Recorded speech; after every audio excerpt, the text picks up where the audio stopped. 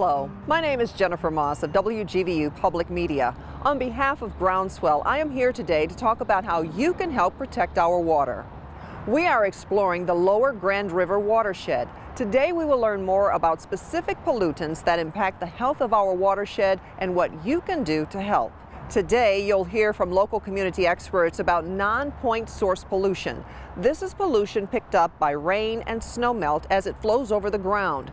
Non-point source pollution comes from all areas of the watershed because it happens wherever rain falls. In our watershed, pathogens are one of the main types of non-point source pollution. Local community experts are here to help us understand where pathogens come from, when they are a problem, and what you can do to address the problem. Pathogens are tiny microscopic organisms that can cause illness and disease. Pathogens are found in the environment naturally. When they are in our food or water, they can make people sick. There are four main sources of pathogens in the Lower Grand River watershed. 1, cropland. 2, farm animals. 3, septic systems. 4, ducks, geese, and other wildlife. Another source you might see in your neighborhood is pet waste. Cropland is the #1 source of pathogens in our watershed. Pathogens on croplands come mostly from manure used as fertilizer on the fields. Manure contains pathogens. Rain can carry these pathogens from fields into nearby lakes and streams. Pathogens also can get into our food from contaminated water or soil in the farm. Farm animals are the second main source of pathogens in our watershed. Livestock like to wade in creeks. The water is cool for bathing and drinking. Since they're not potty-trained animals, waste will add pathogens to the water. Septic systems are the third main source of pathogens in our watershed. In the city, a treatment plant processes and cleans human waste. If you don't live in the city, you probably have a septic system. Septic systems store human waste in an underground tank. The solid material settles to the bottom where it breaks down.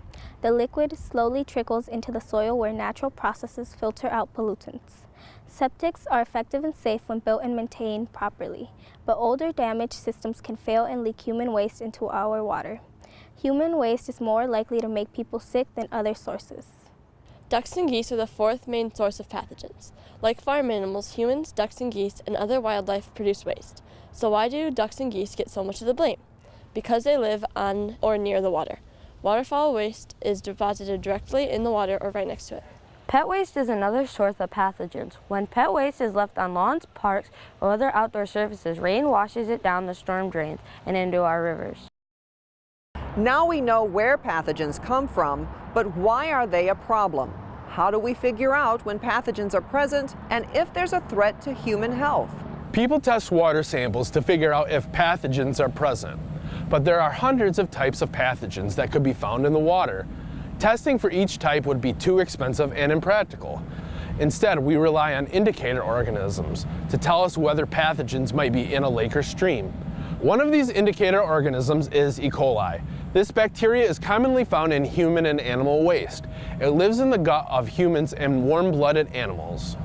Some types of E. coli can make people sick while others are harmless. So the E. coli itself doesn't necessarily mean the water is harmful, but since E. coli is often present in waste, finding E. coli could mean human or animal waste is present, and the pathogens from that waste can make us sick. When waste products get in the water, several factors determine if a person will become sick.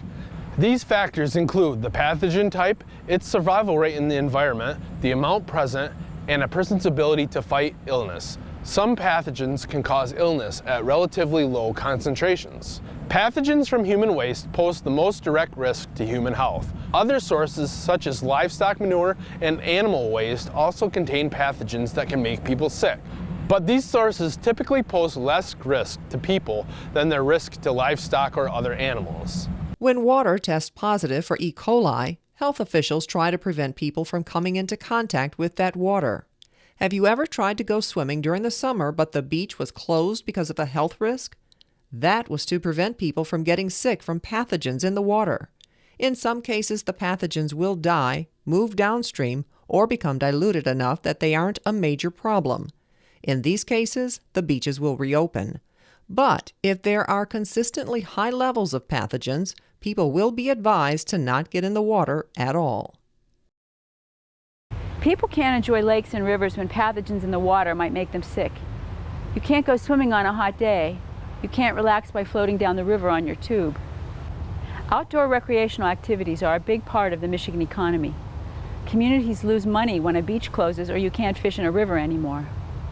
Your relationship to nature changes when you can't enjoy the water anymore. Kids used to swim and fish in Plaster Creek. It was a key part of their summer entertainment. Today, Plaster Creek is unsafe for children to play in. It's not good for wading or for swimming. Parents tell their children to stay out of the creek because pathogens in the water could make them sick. So instead of this local creek being a resource and a cause of delight, it now poses a risk to the community. So what can we do to prevent pathogens from entering our waterways? If you live on a farm, keep farm animals out of creeks by installing fences along the bank.